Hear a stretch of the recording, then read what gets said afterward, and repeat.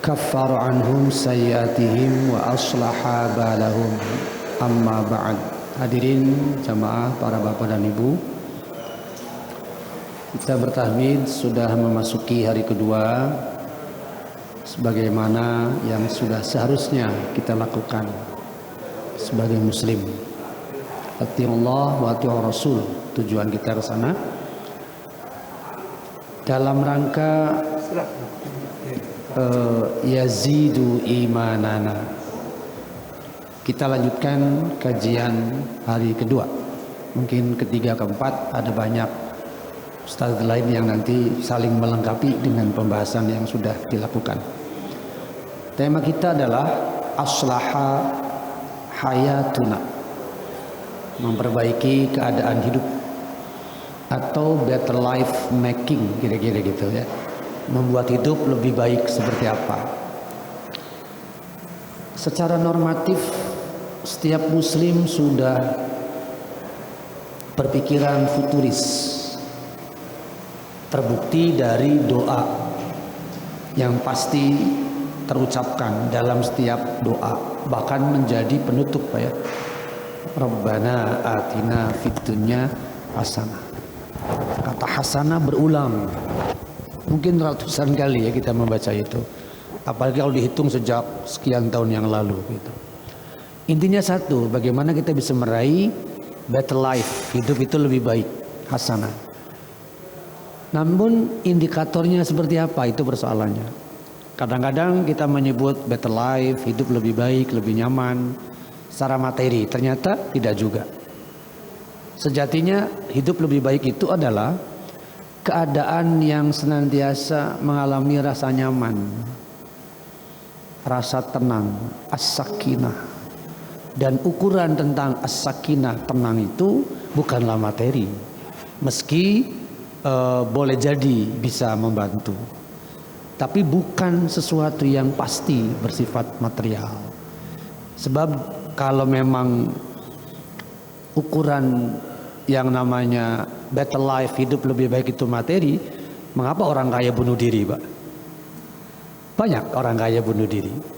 Pengusaha misalnya, masih ingat yang di BSM dulu, Bandung Supermall sekian tahun yang lalu, terjun dari lantai ke berapa?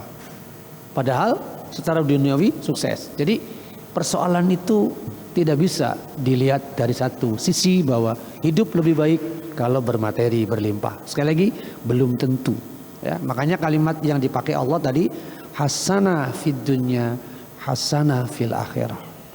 Tema kita adalah itu, aslaha hayatuna.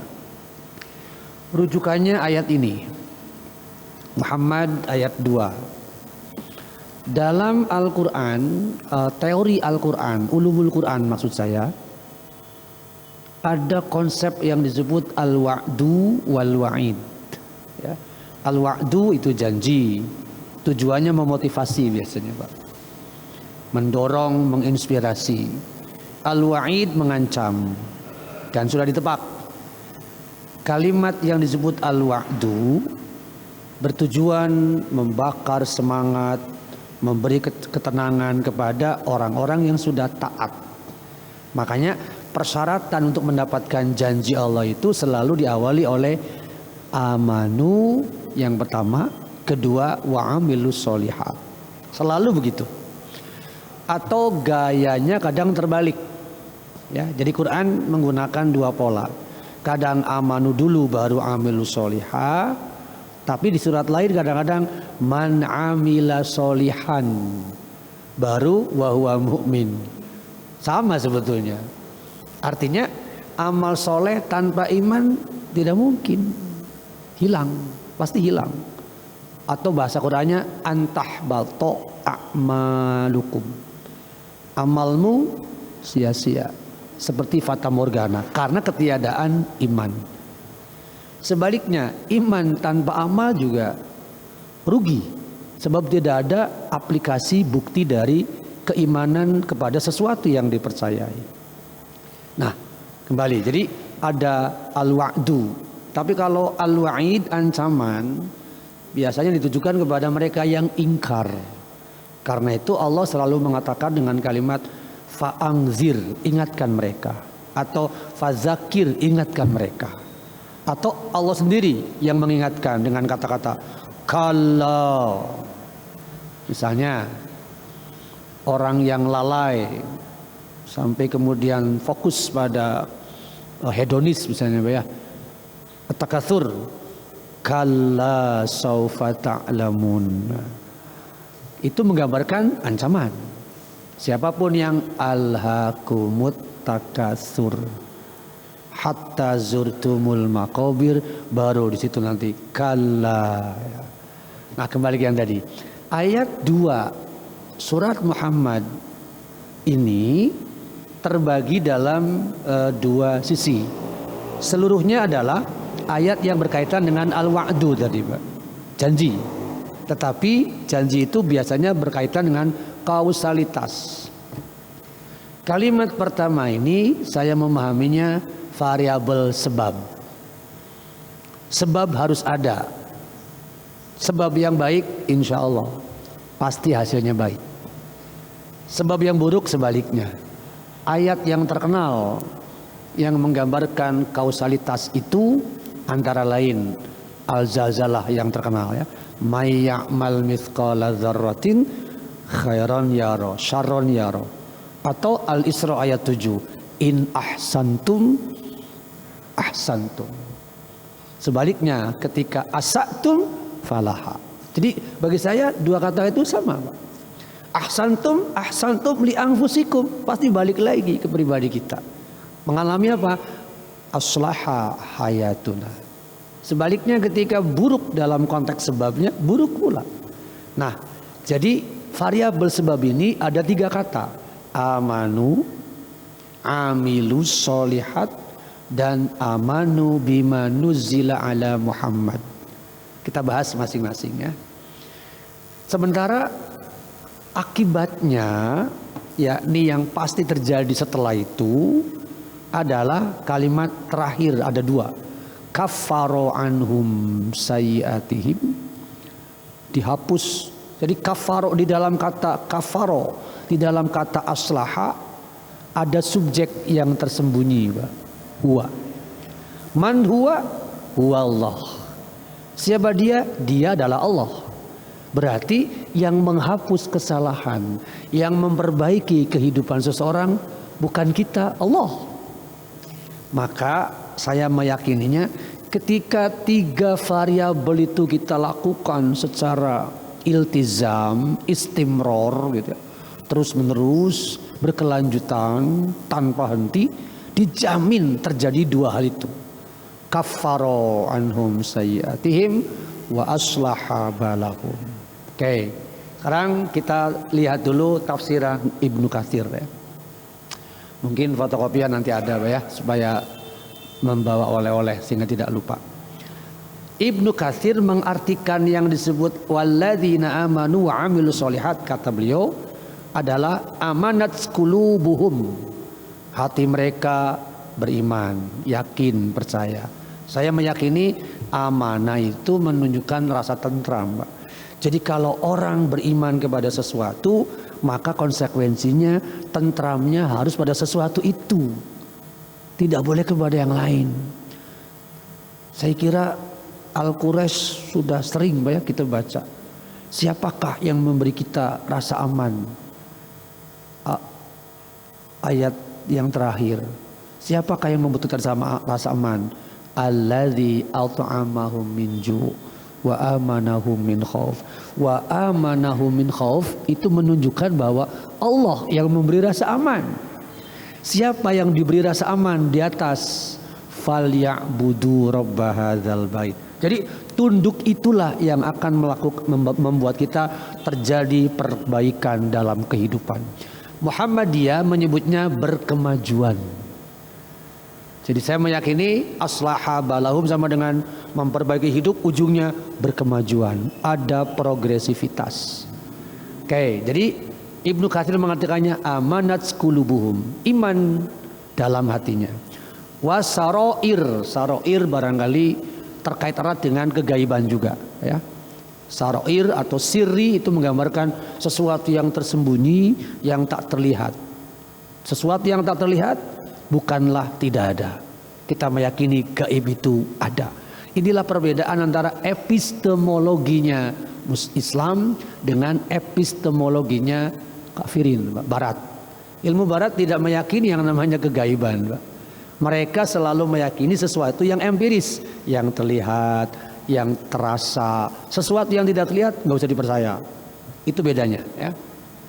Para bapak hadirin rahimakumullah, begitu pula jiwanya, ya, tunduk patuh kepada syariat yang Allah tetapkan. Inqadat, ada ketundukan, ada kepatuhan terhadap syariat.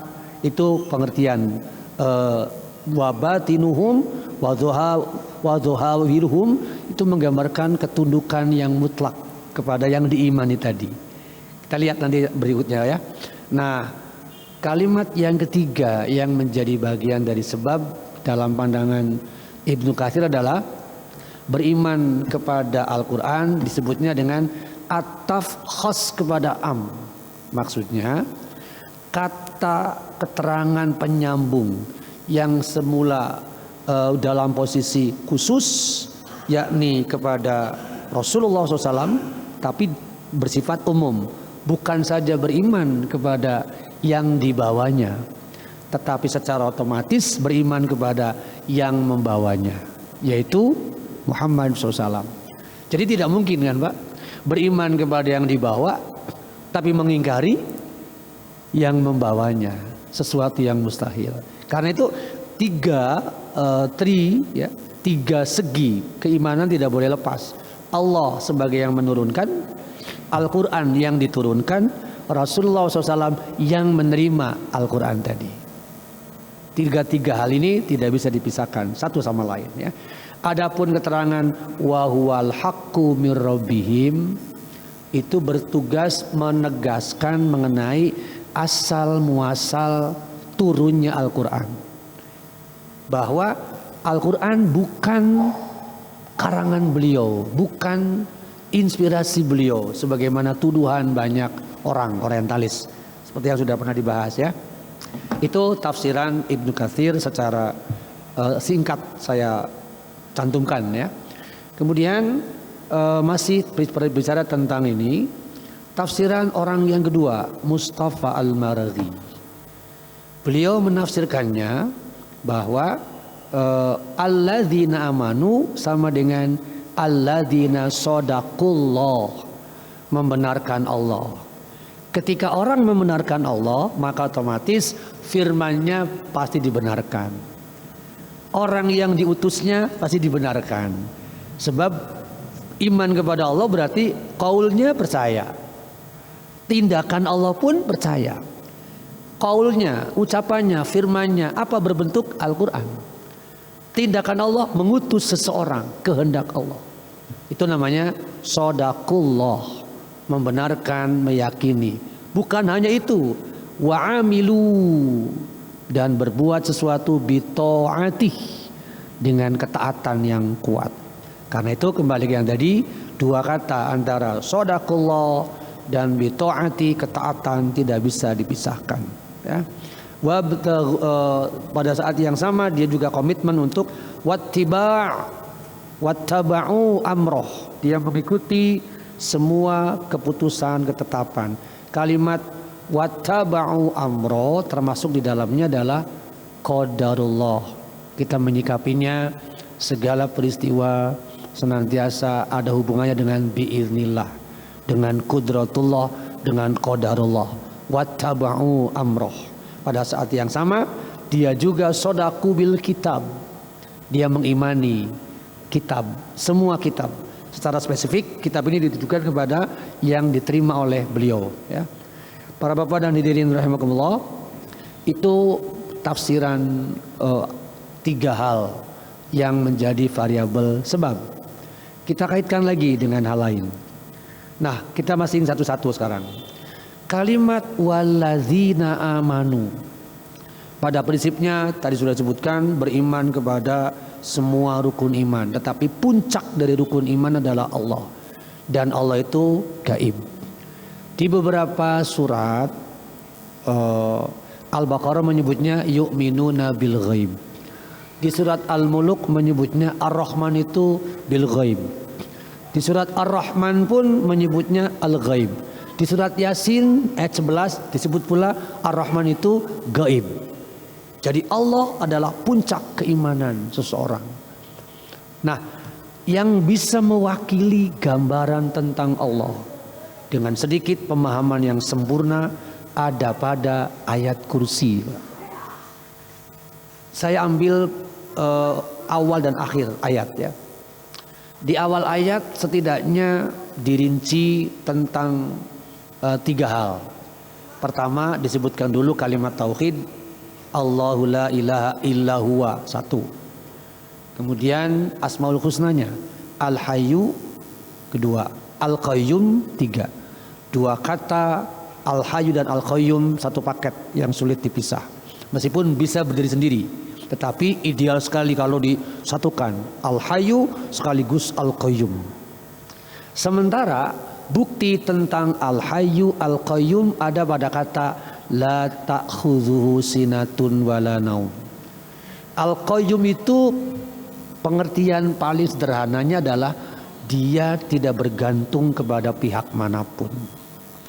Bukti ketidakbergantungan Allah pada apapun adalah menunjukkan kekuatan dirinya, tidak ada kelemahan. Sementara ketika ada ngantuk, ada tidur, itu pertanda kelemahan.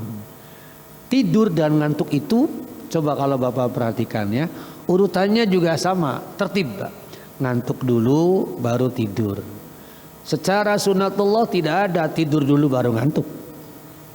Nggak ada. Apakah ada? Mustahil. Itu urutan yang tidak bisa dipisah.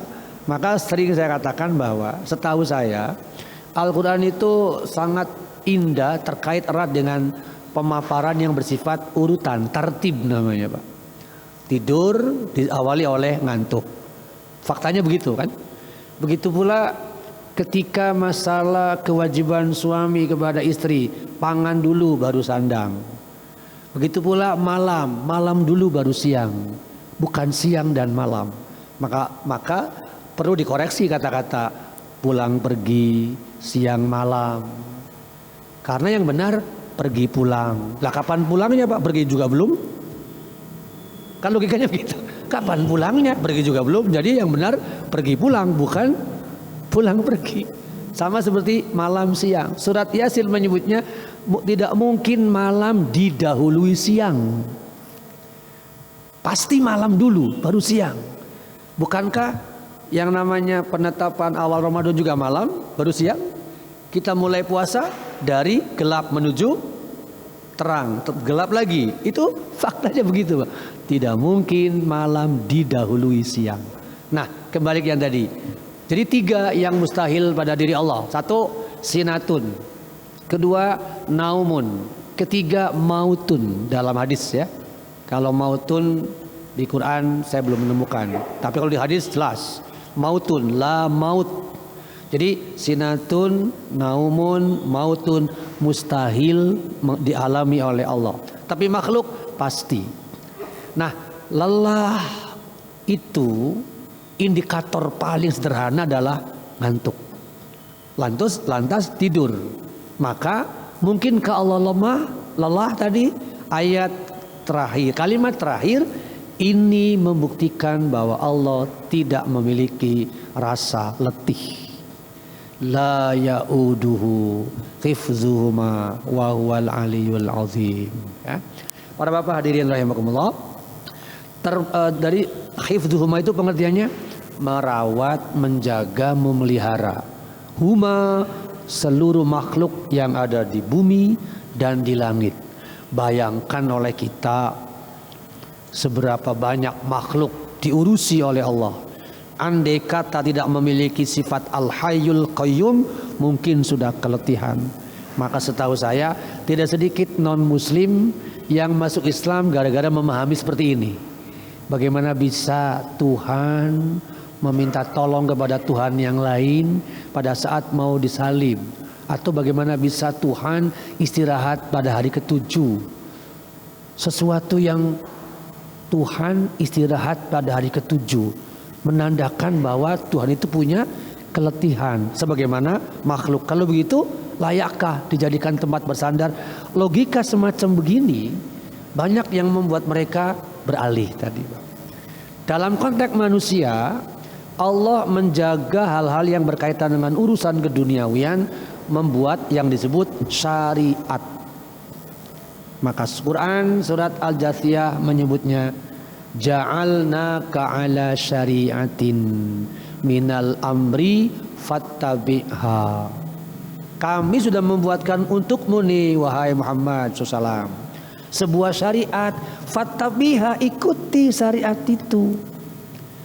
Kata-kata fattabi'ha ini, andai kata seorang muslim tidak ada haraj, ya, la yajiduna fi anfusihim haraj, insyaallah enggak akan ada namanya atuda tiba heula ge kieu euy, enggak.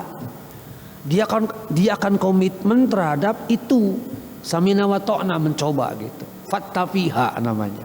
Pada saat yang sama, wala tattabi' ahwa alladzina la ya'lamun, dan jangan mengikuti keinginan, kecenderungan, hawa nafsu orang-orang yang bodoh. Saya ambil sebuah contoh betapa berat fattabi'ha. Kecil, Pak, kemarin kejadian seseorang meninggal karena ibu-ibu, ya saya tidak ikut ngurus memandikannya, kita hanya menyolatkan. Saya tanya, insyaallah ibadah kan? Ya.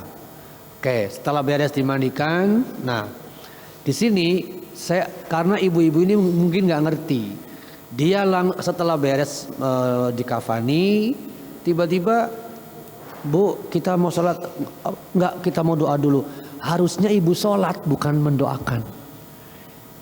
Maksud saya gini, Bu, ibu-ibu yang memandikan ini berdoa di dalam di depan jenazah, bukan menyolatkan. Saya ingatkan, harusnya fardu kifayahnya menyolatkan urutannya, bukan berdoa. Kemudian pada saat yang sama ada juga sebuah kejadian bahwa setahu saya mitos, ya, jangan mencium jenazah apalagi sampai meneteskan air mata. Sementara setahu saya Utsman bin Maz'un radhiyallahu an ketika wafat justru dicium oleh Rasulullah SAW dan beliau meneteskan air mata. Ini kan tabrakan, Pak. Yang satu mengatakan jangan, yang satu sebaliknya. Bagi saya kuat dalilnya seperti ini. Kecuali yang disebut tidak boleh itu niyahah, meratapi. Mungkin benar, tapi bukan itu konteksnya. Mereka melarang menciumnya, menangisnya, ya. Itu. Jadi kembali lagi, fattabi'ha, ikuti syariat itu. Nah, berprinsip pada syariat ini lahirlah amanu wa amilus sholihat. Jadi poin kedua, setelah beriman walladzina amanu, secara otomatis pasti seseorang melakukan wa amilus sholihat, berbuat sebaik mungkin sesuai dengan aturan-aturan syariat yang ada. Nah, amal soleh itu sejatinya adalah aplikasi dari ala syariatin minal amri fattabi'ha. Ibnu Katsir menyebutkan makna dari fattabi'ha adalah ittabi' ma uhiya ilaika mir rabbika. Jadi tetap sumbernya nanti balik lagi ke wahyu Allah yang sudah diturunkan kepada Rasulullah SAW, Al-Quran tadi, ya. Dengan demikian prinsip amal soleh tidak boleh jauh dari ma uhiya ilaika, seperti yang sudah kita yakini selama ini. Lantas bagaimana hubungan antara amanu wa amilu sholihat jika dikaitkan dengan syariat? Dalam kajian mengenai syariah ada konsep yang disebut maqasid asy-syariah. Yang terkenal kitabnya menggagas mengenai maqasid asy-syariah adalah penyusun tafsir Jalalain, Jalaluddin Asy-Syatibi. Ada dua jalal ya. Makanya dikatakan dengan jalalain. Yang satu Jalaluddin As-Suyuti, pengarang Itqan fi Ulumil Quran.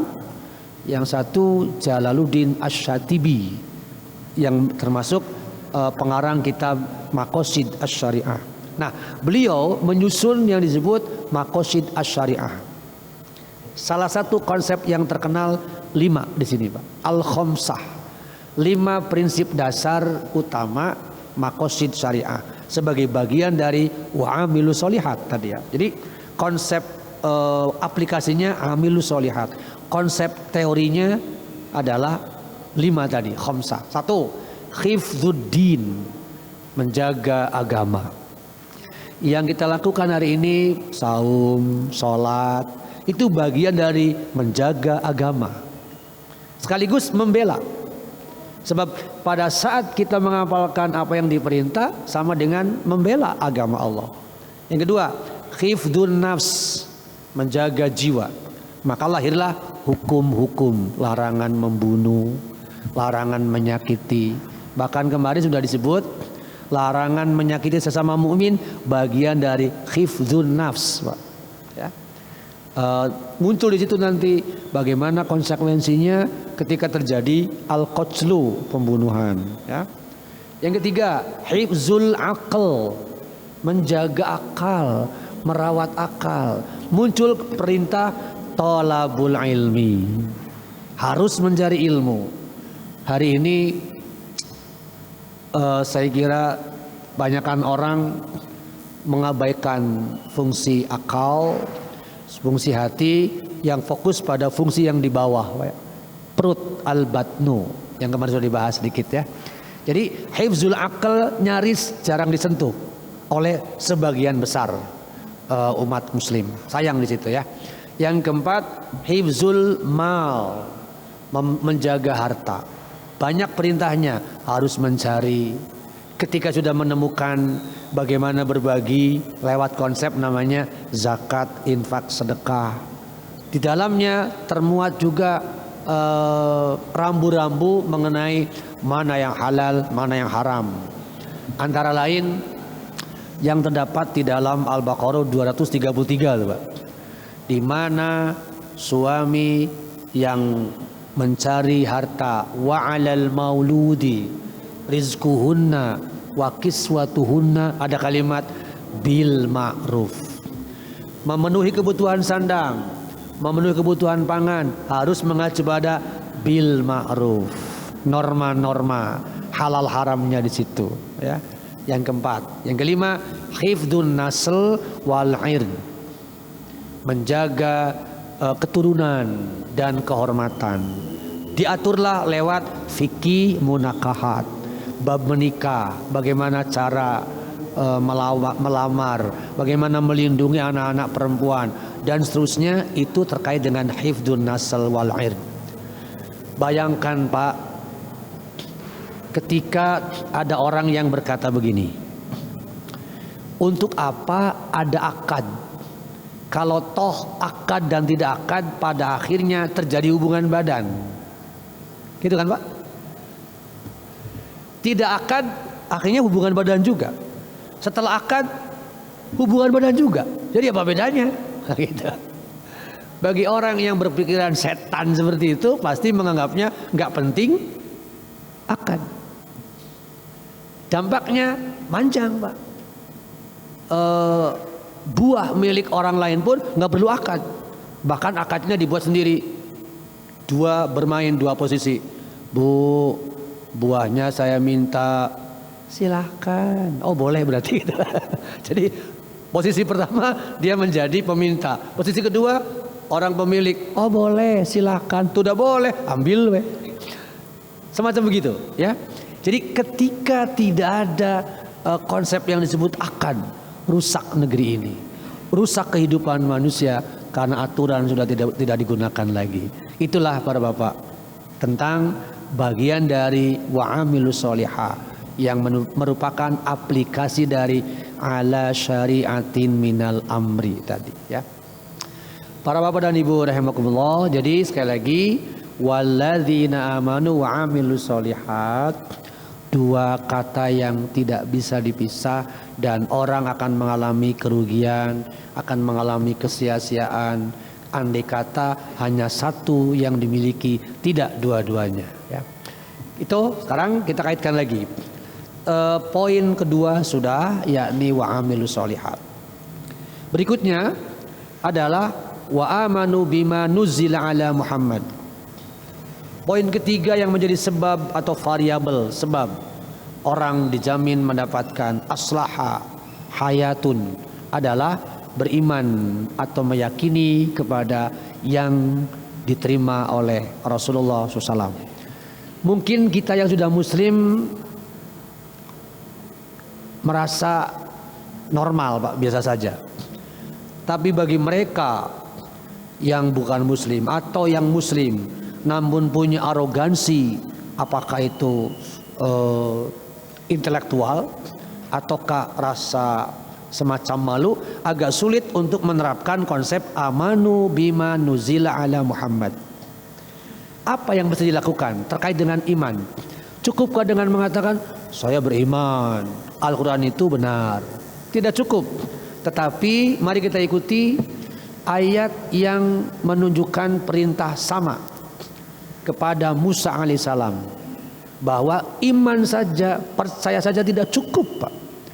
Ada ada tindakan yang lebih jauh. Khuzu, peganglah, ambillah, peganglah,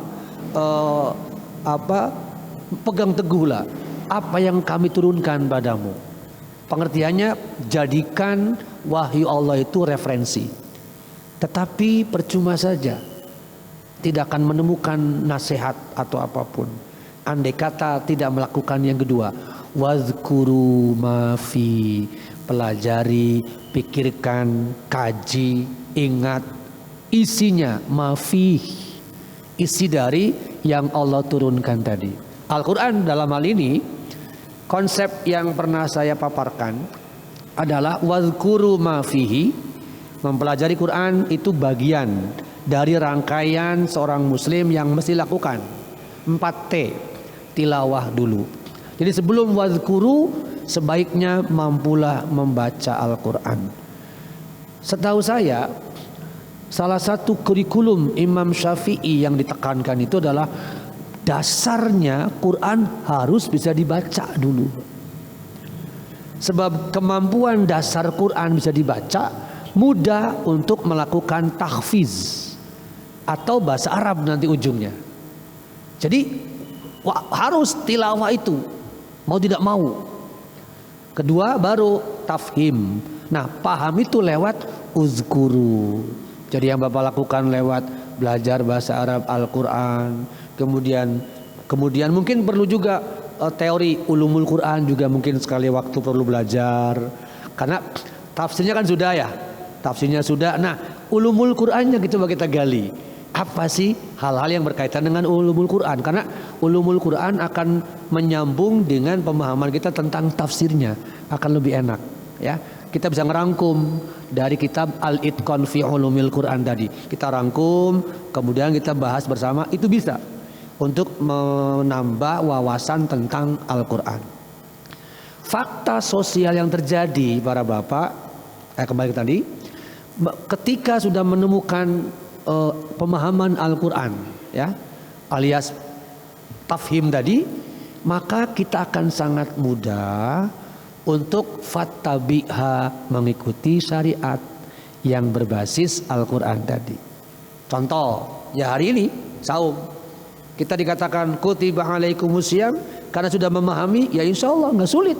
Tapi bagi mereka yang belum terikat dengan itu, berat rasanya untuk fattabi'ha, ya. Nah, ketika komitmennya berlanjut berkenaan dengan fattabi'ha, itu artinya kita sedang menjalani jalan takwa, la'allakum tattaqun. Tetapi fakta sosial di sini, Pak, fakta sosialnya adalah umat muslim sampai hari ini mungkin seperti yang dikeluhkan oleh Rasulullah SAW sekian tahun yang lalu. Apa kata Rasul? Ya Rabbi, Inna qaumi takhadhu hadzal qur'ana mahjuran. Ya Allah, sungguh kaumku, umatku menjadikan Al-Quran ini mahjuron, terpencil sendirian, tidak dilirik, jangankan diamalkan, dipelajari atau dibaca pun tidak. Nah itu Pak, fakta hari ini kan begitu. Mayoritas data PT IKI Pak, Perguruan Tinggi Ilmu Quran, menyatakan berdasarkan riset ya, 70% Muslim Indonesia tidak bisa baca Al-Quran. Jadi kalau 1000 saja itu sudah 700. Ya Allah ya Rahman, 70% Pak. Kalau LIPI kurang malah 54. Jadi kalau LIPI 54 kalau nggak salah. Kalau PT IKI 70% Pak, antara 60 sampai 70%. Bagi saya prihatin sekali.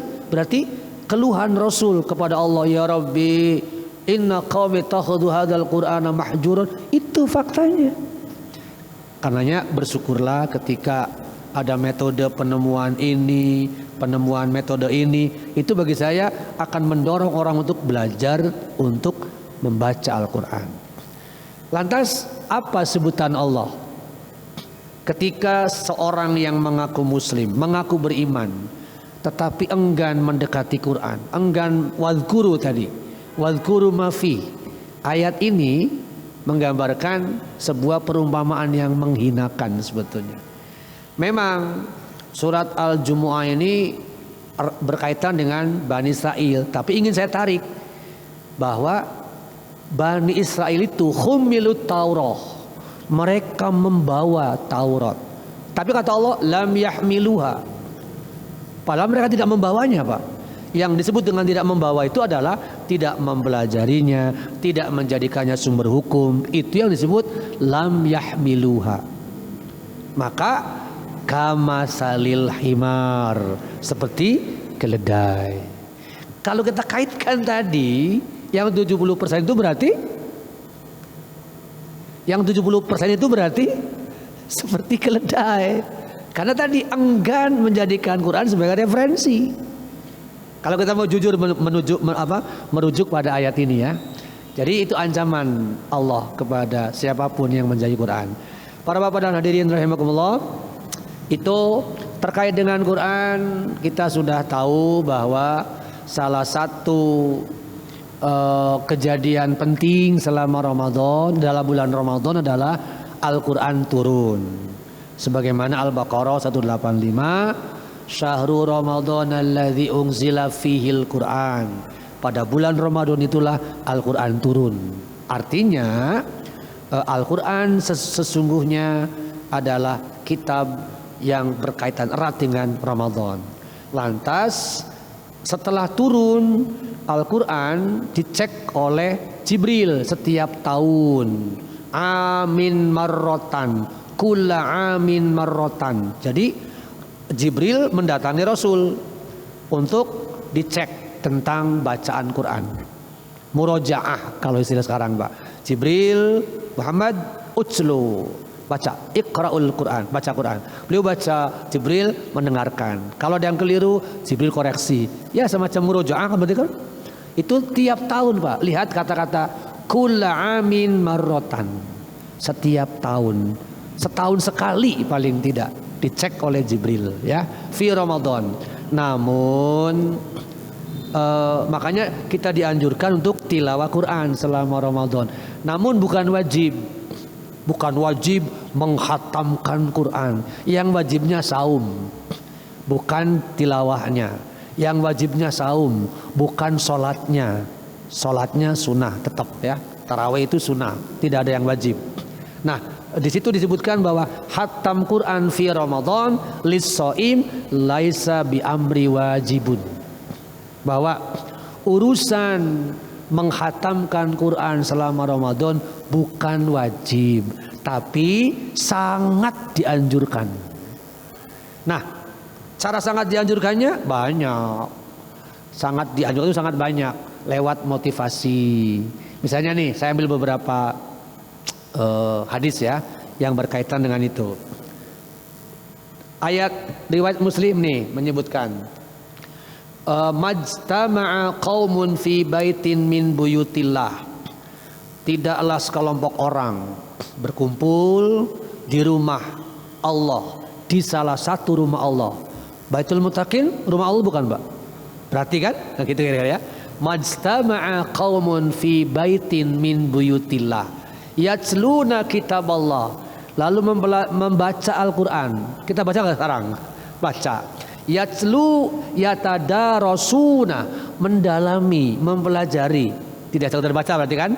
Tilawah, lantas tadarus, didalami, dipelajari, alias tadi uzkuru ya, tazkuru. Maka nazalat alaihimus sakinah. Sakinah turun atas mereka. Ghasyiyat humur rahmah, dinaungi oleh rahmat Allah. Bahkan para malaikat pun menaungi mereka, mendoakan mereka. Itulah kelebihan tilawah Al-Quran. Jadi bagi saya hadis ini minimal memotivasi kan, bagaimana kita bisa meraih rahmah, as-sakinah.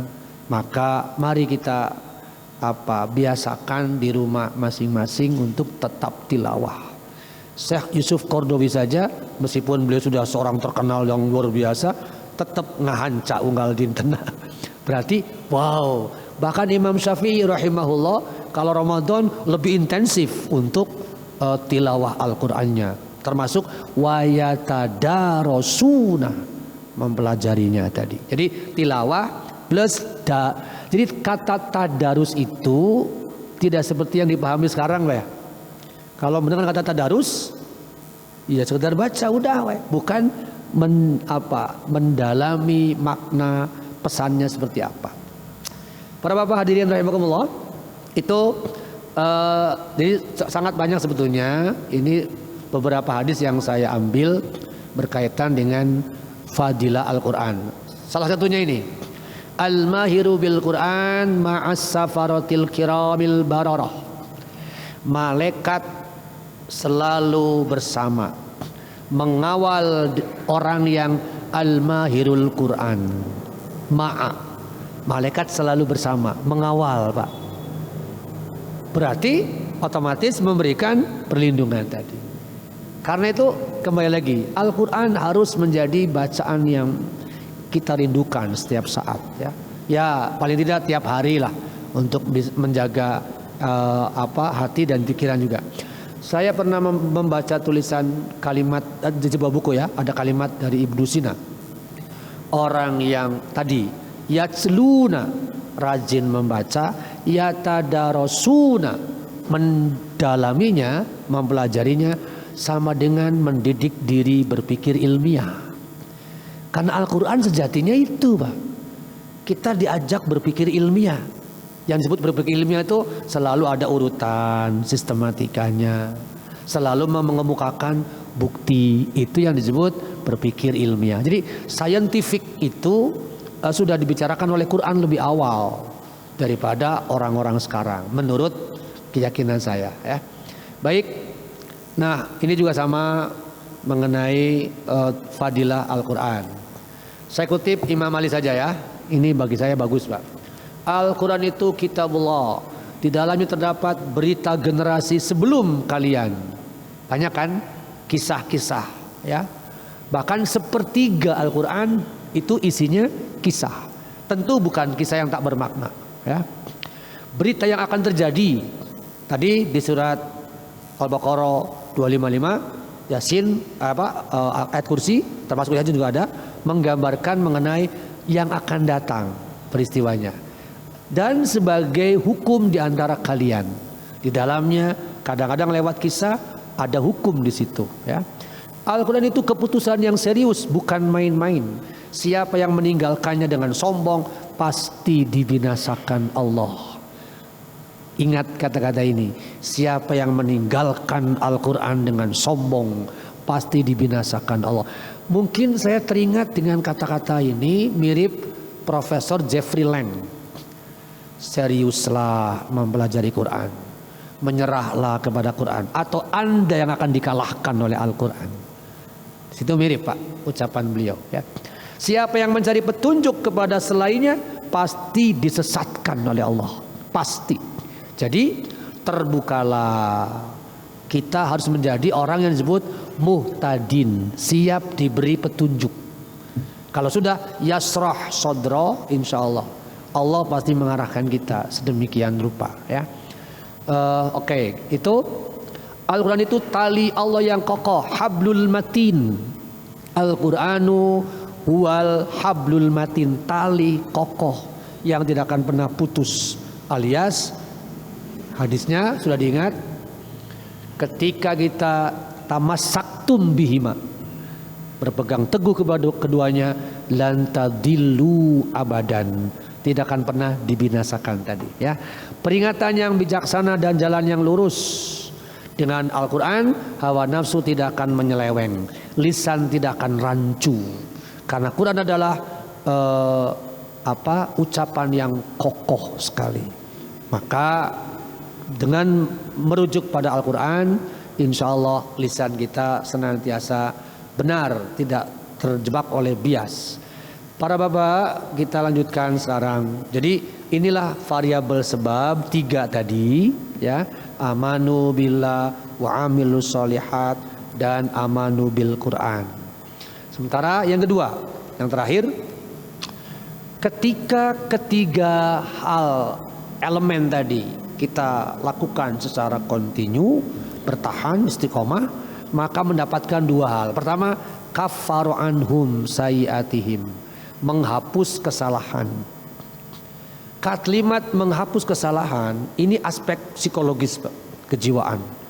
Saya sangat meyakini bahwa orang yang 3 hal dilakukan, maka rasa bersalah tentang peristiwa masa lalu bisa terhindar.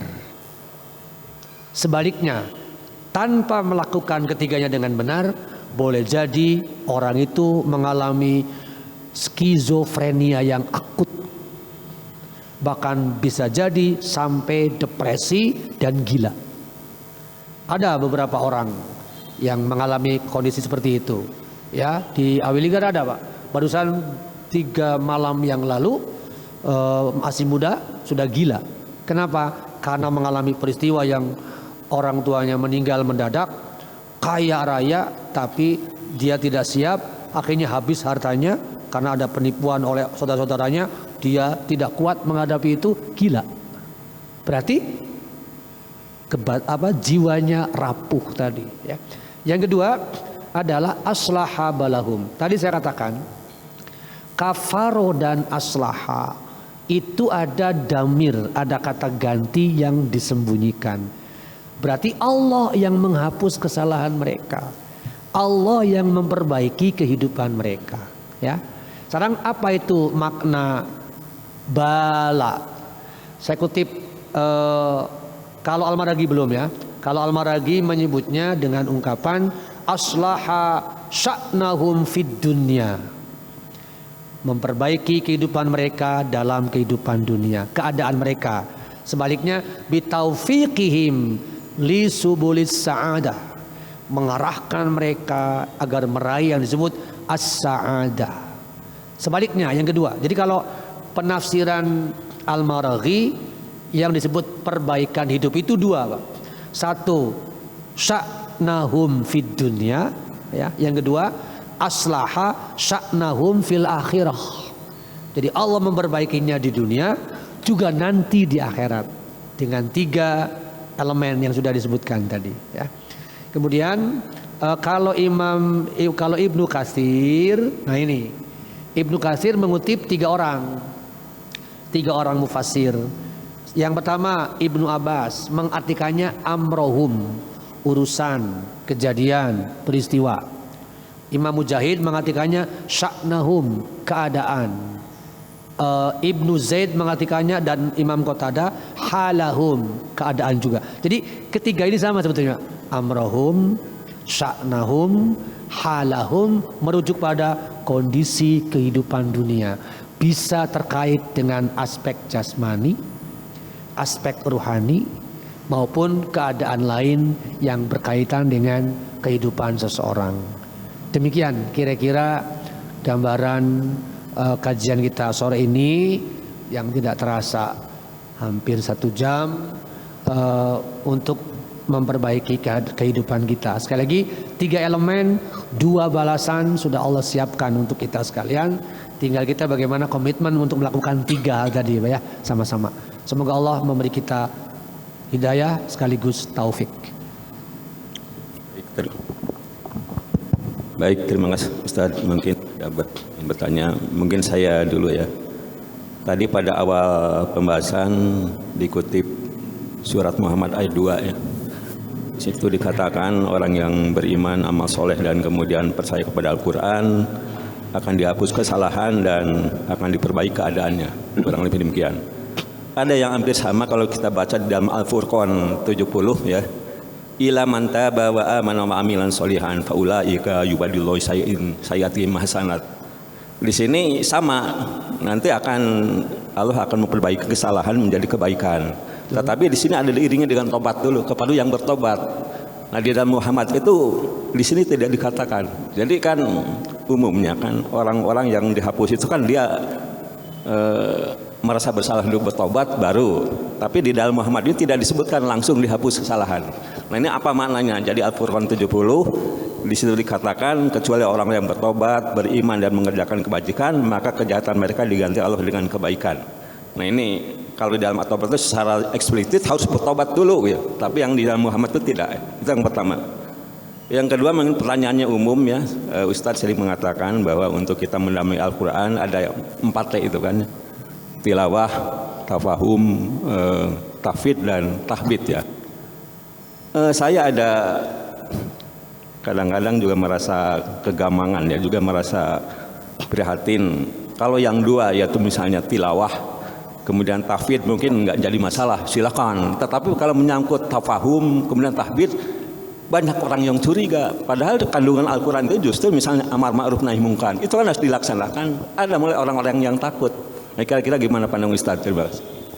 Poin pertama, amalan yang disebut illa man taba sejatinya bagian dari wa amilus sholihat. Ketika seseorang beramal soleh, boleh jadi ada masanya di mana ngedrop, kemudian terjebak pada sesuatu yang keliru. Kalau menurut Ali Imran dengan kalimat walladzina idza fa'alu fahisatan aw dzalamu. Nah, di situ lantas dia segera zakarullah, sadar diri, kemudian fastaghfaru lidzunubihim. Nah, sisipan itu ada di antara kalimat wa amilus sholihat dan amanu tadi, Pak. Jadi sebetulnya satu rangkaian, cuman terpisah ayatnya, insya Allah nyambungnya ada di situ tempatnya. Yang kedua mengenai tafhim, pemahaman. Tentu tidak sesederhana yang kita ini ya. Maksudnya perlu alatnya untuk bisa melakukan tafhim. Dalam hal ini adalah ulumul Quran misalnya. Itu berarti yang ingin saya tekankan adalah tafhim terhadap Al-Quran tidak bisa dilepaskan dengan tafhim terhadap alatnya bernama ulumul Quran. Berarti proses belajar lagi kan di situ, Pak, nyambung. Tidak bisa kita langsung katakanlah hati-hati baca terjemah gitu. Bukan tidak membantu, bisa membantu. Tetapi boleh jadi akan muncul pengambilan kesimpulan yang serampangan ketika hanya mengambil itu tanpa melihat ayat lain. Sebab sekali lagi tanpa alat bernama ulumul Quran akan sangat sulit untuk bisa memahami lebih baik yang disebut konsep tafhim tadi, Pak. Barangkali begitu banyak tafsir, tetap alat ini kita butuhkan untuk bisa memahami. Posisi kita bukan dalam rangka menjadi mufassir, sebab syaratnya luar biasa sulit, Pak. Tapi bagaimana memahami konsep Qur'annya gitu, ya. Itu barangkali, Pak, gambarannya. Pak. Assalamualaikum warahmatullahi wabarakatuh. Terkait dengan ayat akhir Muhammad ayat 2 ya. Kafaru anhum sayyi'atihim ya. Artinya diterjemahkannya itu menghapus kesalahan ya. Kalau tidak salah ya, kafaru itu kan menutup ya.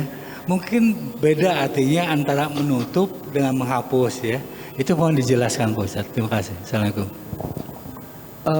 Ada yang memaknainya menutup itu berarti ketika menutup maka sesuatu yang dilakukan sebelumnya yang dikatakan salah tertindih oleh sesuatu yang baik, sehingga bukan pengertiannya menghapus seolah-olah seperti kita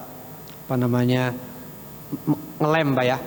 Sebetulnya antara menutup dengan menghapus akan menghasilkan pemahaman yang sama, yaitu sesuatu yang buruk yang lama ditutup, dilem sama sekali, tidak akan dibuka lagi, itu berarti terhapus. Begitu pula ketika bisa saja konsep menghapusnya tidak dengan menutup tetapi mengerik atau menyingkirkan lalu hilang. Dua makna itu bisa dimaknainya untuk mengarahkan pada kesalahan masa lalu lenyap sebetulnya Pak, lenyap. Nah, lenyapnya itu bisa menutup kerap sudah tidak akan dibuka lagi kecuali Allah mengendaki aib misalnya. Tapi kalau yang bersangkutan kembali pada konsep yang tadi, sama sekali tidak akan dibuka oleh Allah, sebab yang bisa membuka itu hanyalah Allah, Dia.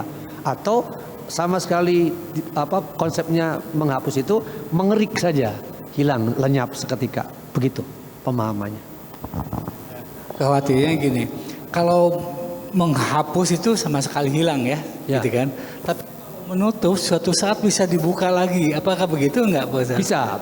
Pada saat yang bersangkutan terjebak lagi pada kemaksiatan akan dibuka lagi, bahwa tuh lihat masih ada kesalahanmu gitu, akan begitu seterusnya. Tapi ketika bertahan dengan amalia yang sama, insya Allah tidak akan dibuka-buka lagi. Istiqomah di situ pemahamannya. Mengapa Pak? Beri.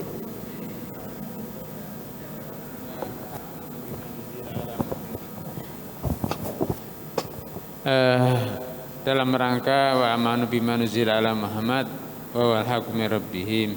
Nah ini Pak, di sini juga ada dijelaskan bahwasanya Rasulullah waktu itu pun juga pesimis ya dengan doanya, ya Rabbi inna qaumi ya'tahudza dalam Qur'an mahjura. Nah sekarang ini kondisinya rupanya tidak jauh Pak ya.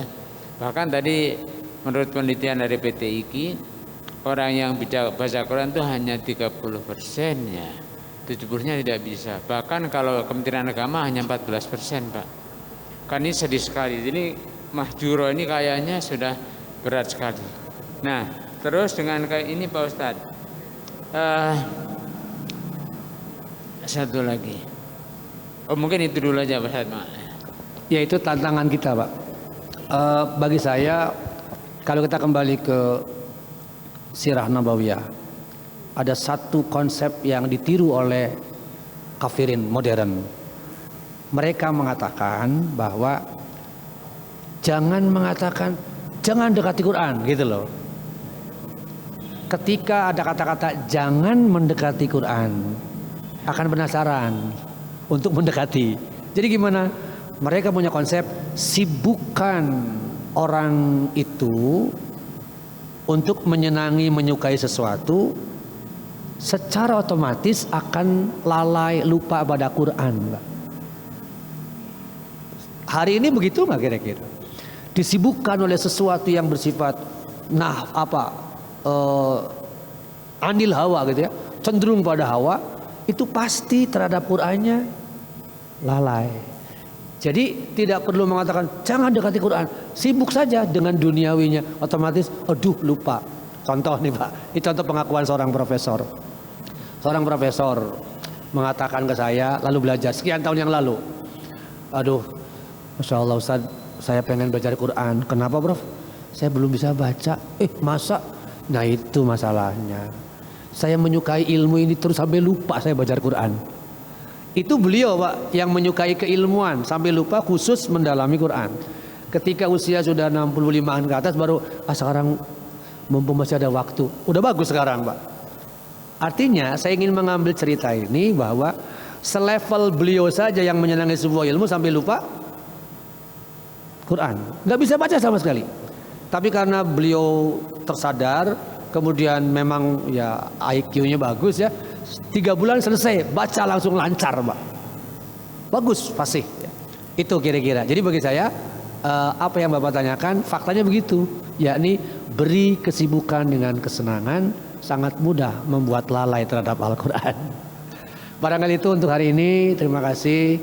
Insya Allah jam 5 saya ada siaran RRI soalnya Pak. Kita tutup. Subhanakallah bihamdika. Asyhadu an la ilaha illa anta astaghfiruka wa atubu ilaik. Assalamualaikum warahmatullahi wabarakatuh.